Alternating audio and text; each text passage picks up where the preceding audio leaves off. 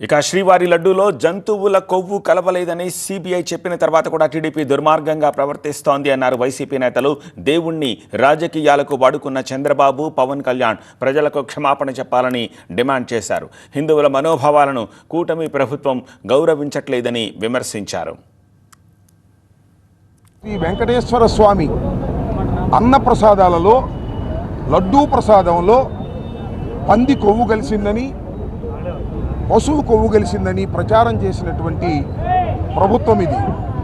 దీన్ని దృష్టిలో పెట్టుకొని సుప్రీంకోర్టుకు వెళ్ళి సుప్రీంకోర్టులో సుబ్బారెడ్డి గారు ఆర్డర్ తీసుకొచ్చి దీని మీద ఎంక్వైరీ వేయించితే సిబిఐ ఛార్జ్షీట్లో పడేసింది దీనిలో పంది కొవ్వు లేదు, జంతువుల కొవ్వు లేదు అని.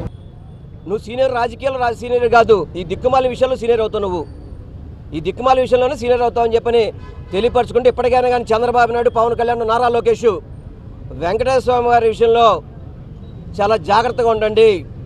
ఇటువంటి తప్పులు పునరావృతం చేయబాకండి. ఇప్పటికైనా కానీ మీ ముగ్గురు కూడా తిరుపతి వెంకటేశ్వర స్వామి దగ్గరికి కాలినడకలు అలిపిరంతగా నడిచి మా తప్పైపోయింది స్వామి అని చెప్పని మొక్కాల మీద కూర్చొని క్షమాపణ అడగాలని చెప్పని మేము డిమాండ్ చేస్తున్నాం.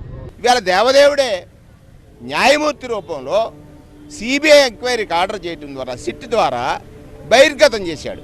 ఆయన ప్రసాదాన్ని అపవిత్రపరిస్తే ఆయన ఊరుకుంటాడా స్వామివారు? అది ఇవాళ బయటపడింది. జంతువుల కొవ్వు కలవలేదు. ఘోరమైన మాట కదా అది. ఏ భక్తుడైనా ప్రసాదం స్వీకరించినప్పుడు అయ్యో నేను తిన్న ప్రసాదంలో ఇది ఉందా అంటే ఎవరి ప్రతిష్టను మీరు భంగపరచాలనుకున్నారు? జగన్మోహన్ రెడ్డి గారి ప్రతిష్టను భంగపరచాలని దేవదేవుడి ప్రతిష్టను భంగపరిచారనేటువంటి వాస్తవం. చంద్రబాబు నాయుడు గారు బేషరతుగా ఆంధ్ర రాష్ట్ర ప్రజలకే కాదు ప్రపంచవ్యాప్తంగా ఉన్న హిందూ లోకానికి ఆయన బేషరతుగా క్షమాపణ చెప్పాలి. Point number 1. రెండోది, మీరు తిరుమల తిరుపతి దేవస్థానము ముగ్గురు 3 ఫ్లైట్లు వెళ్తారో, అందరూ కట్టకట్టుకుని ఒక ఫ్లైట్లో వెళ్తారో వెళ్ళండి. అక్కడ 7 కొండలు ఎక్కండి. ఎక్కిన తర్వాత నేలపైన ముక్కుని రాసి ముగ్గురు ప్రెస్ మీట్ పెట్టి మీరు బేషరతుగా క్షమాపణ చెప్పాల్సిన అవసరం ఉంది. హైందవ ధర్మానికి, హిందూ ధర్మానికి తూట్లు పొడిచినటువంటి వారు ఎవరనంటే ఆంధ్రప్రదేశ్ సర్కార్, చంద్రబాబు సర్కార్, కూటమి సర్కార్. ఏమంటే ఆంధ్రప్రదేశ్లో ఆవు మాంసాన్ని ఎగుమతి చేస్తుంది ఎక్కడి నుంచి జరుగుతుందండి? విశాఖపట్నం నుంచి ఇతర దేశాలకి ఆవు మాంసం ఎక్స్పోర్ట్ అవుతూ ఉంటే అది హిందూ ధర్మాన్ని కాపాడినట్ట, హిందూ ధర్మాన్ని రక్షించినట్ట?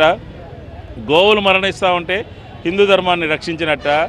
గోవుల్లో ఉన్నటువంటి గుళ్ళల్లో ఉన్నటువంటి వెంకటేశ్వర స్వామి యొక్క లడ్డూని రాజకీయానికి వాడుకుంటే దాన్ని హిందూ ధర్మాన్ని రక్షించినట్ట?